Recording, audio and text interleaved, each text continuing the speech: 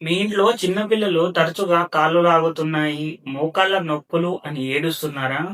Just ఎదిగే వయసు నొప్పులు అని లైట్ తీసుకోకండి.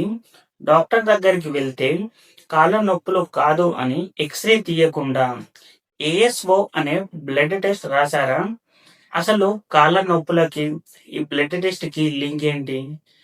సింపుల్‌గా చెప్పాలంటే, మనకి ఎప్పుడైనా గొంతు నొప్పి వచ్చి తగ్గక, ఆ బ్యాక్టీరియాతో ఫైట్ చేయడానికి మన బాడీలో కొన్ని సైనికులు తయారవుతాయి.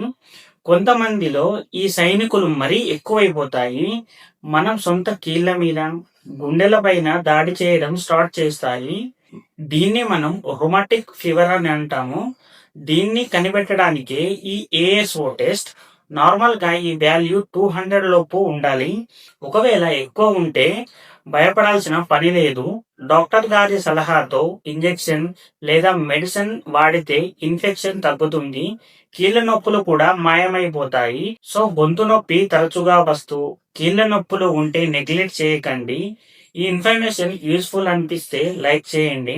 మన ఛానల్‌ని సబ్స్క్రైబ్ చేసుకోండి.